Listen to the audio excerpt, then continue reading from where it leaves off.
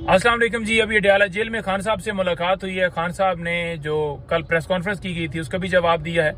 और दूसरे नंबर पर जो 9 मई के अंदर जो है एडमिशन की बात की जा रही थी कि 9 मई वाले दिन खान साहब ने कहा है कि बिल्कुल मैंने सारा वो करवाया, जलाओ कराया, घराव कराया, सारा कुछ किया, उसके ऊपर भी जवाब दिया खान साहब ने। और तीसरा जो तोशाखाना केस है उसके ऊपर भी बात की है।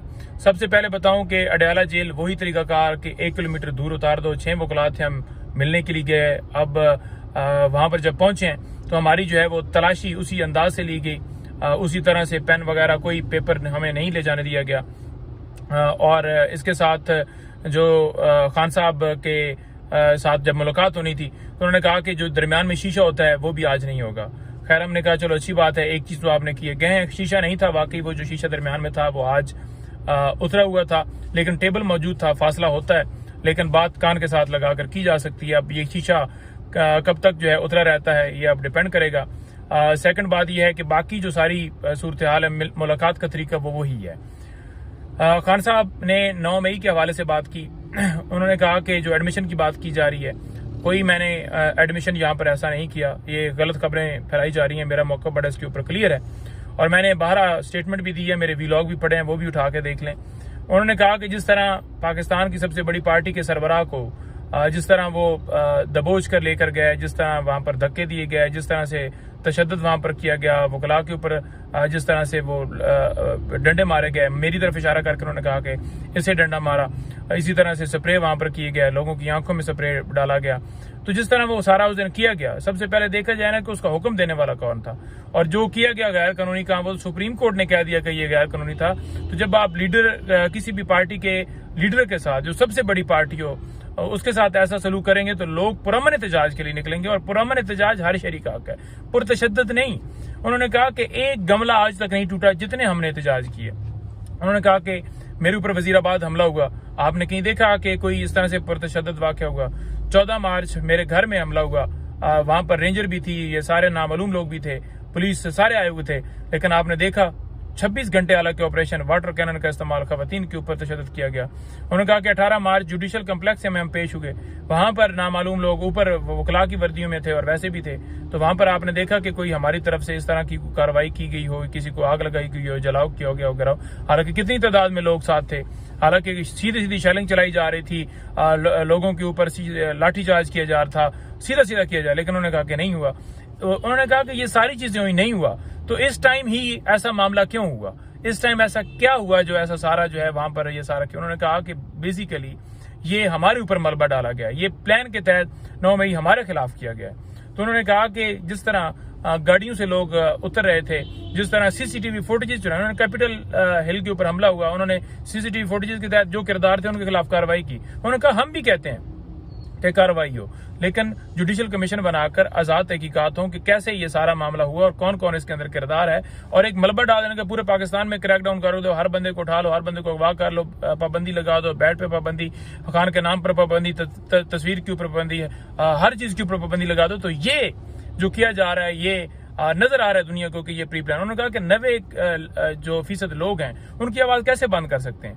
और जो जिस तरह से कल प्रेस कॉन्फ्रेंस की जा रही थी, उन्होंने कहा कि आपने कहा कि ये डिजिटल दहशतगर्द हैं, आपने कहा कि ये सारे जो हैं इनको कैफरे किरदार तक पहुंचाना चाहिए। उन्होंने कहा कि जो 9 मई के अंदर मुलव्वस हैं उनको कैफरे किरदार तक पहुंचाया जाए, लेकिन हम 9 मई के अंदर मेरे ऊपर कह देना या पीटीआई के ऊपर ये कह देना, बिल्कुल ऐसा ये गलत इल्जाम लगाया जा रहा है। इसी वजह से हम कहते हैं कि वो सीसीटीवी फुटेज लाएं, और वो लाई इसलिए नहीं जा रही कि ताकि पता ना चल जाए, हकायक ना पता चल जाए। तो बड़ा उन्होंने क्लियर इसके ऊपर मौकफ अपना दिया है और उन्होंने कहा कि अब आप समझते हैं कि हर बंदे की आवाज आप बंद कर लेंगे।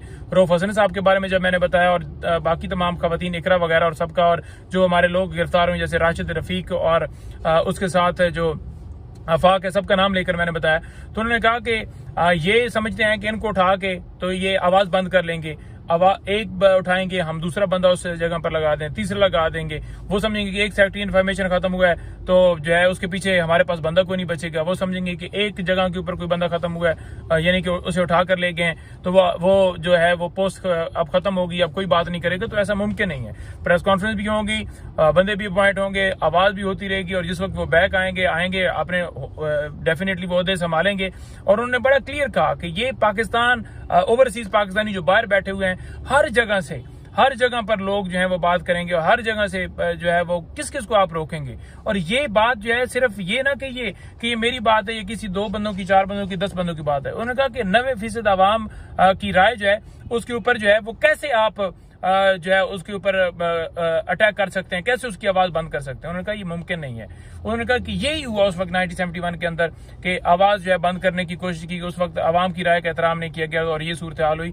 तो खुदारा इसके ऊपर रहम करे और मुल्क को आगे बढ़ने दें, मुल्क को आगे चलने दें। ये मलबा हमारे ऊपर डालकर आप समझेंगे कि आप ये पाकिस्तान तहरीक इंसाफ कुछ चंद लोग हैं, तो आप पूरे मुल्क, आप आवाम के खिलाफ जा रहे हैं, आप आवाम की राय के खिलाफ जा रहे हैं। आवाम की राय का एहतराम करें, आवाम को अपने मुखालिफ ना करें, तो खुदा का नाम लें और होश के नाखन लें।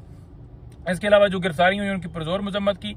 तोशाखाना केस के अंदर जिस तरह से वो इनाम शाह को लाया गया, उन्होंने उसका भी जिक्र किया। उन्होंने कहा कि इनाम शाह जो है वो जहांगीर तरीन के भाई, जो जहांगीर तरीन के साथ जो PS है उसका ये भाई है। और ये ऑन चौधरी हमारे पास लेकर आया था, 2 तनख्वाहें ले रहा था, 1 तनख्वाह ले रहा था ये इधर से PTI से, और 1 तनख्वाह सरकारी लेना इसने शुरू कर दी। तो जो जब हमें पता लगा तो हमने इसे निकाल दिया। ये इन्फॉर्मेशन भी दे रहा था और इसको अप्रूवर बनाकर लेकर आए, और इसी तरह से ऑन चौधरी को उधर अप्रूवर बनाकर लेकर आए।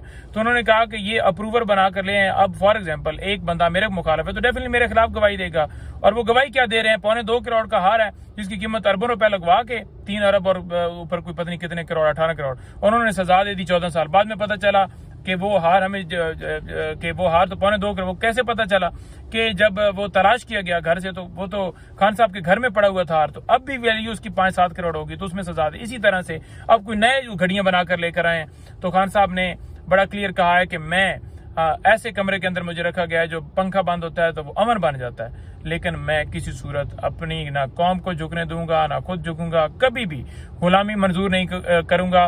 और ये पाकिस्तान का हर शख्स, हर पाकिस्तानी ना वो जेलों से घबराता है, ना वो इन कमरों से घबराता है, और ना ही वो गिरफ्तारी से घबराता है, और वो हर वक्त तैयार हैं। और इंशाअल्लाह ताला खान जो है ने कहा है कि इंशाअल्लाह ताला हमारी जंग ये कानून की बालादस्ती के लिए, हमारे जंग मुल्क को आगे ले जाने के लिए, हमारी जंग जमहूरियत की मजबूती के लिए, और ये जंग जो है तब तक जारी रहेगी जब मुल्क के अंदर कानून आइन की बालादस्ती ना हो, जब हमारा मुल्क तरक्की की राह के ऊपर गामजन जब तक नहीं होगा, तब तक ये हम फाइट करते रहेंगे। बहुत शुक्रिया।